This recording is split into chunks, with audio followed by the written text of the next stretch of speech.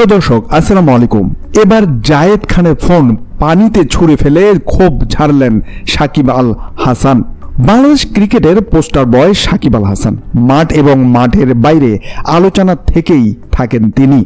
আরও একবার মাঠের বাইরের ঘটনায় আলোচনায় আসলেন বিশ্বসেরা এই অলরাউন্ডার।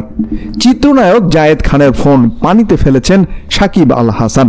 5 সেকেন্ডের এই ভিডিও ছড়িয়ে পড়েছে সামাজিক যোগাযোগ মাধ্যমে।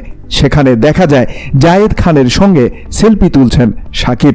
এরপরে মুখে অবহেলা ও বিরক্তিকর ছাপ ফুটিয়ে তুলে ফোন ছুঁড়ে মারেন সুইমিং পুলের পানিতে। এরপর সোজা হেঁটে যান সামনের দিকে। এই ঘটনার শুকিয়ে গেছে জায়েদ খানের মুখ। সুইমিং পুলের পানির দিকে তাকিয়ে হায় হুতাশ করছেন তিনি। ছটফটানি দেখে এটি স্পষ্ট যে মুঠোফোনটি জায়েদেরই ছিল।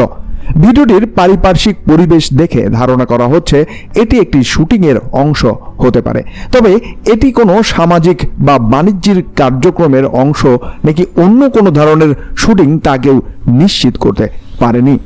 দর্শক, এর আগে নগদের বিজ্ঞাপন নিয়ে আমরা দেখেছিলাম তামিম ইকবালের এক প্রকার নাটকীয় ঘটনা। এটা কি সত্যি নাকি কি শুটিংয়ের কোনো ঘটনা এখনো কিন্তু ক্লিয়ার হয়নি। আর এই ভিডিও ছড়িয়ে পড়ায় জায়েদ খানকে কিন্তু সমানভাবে যারা আছেন তাকে প্রচুর পরিমাণে পচাচ্ছেন। এখন দেখা যাক আসলে কি হতে চলেছে এই ঘটনার পরিসমাপ্তি।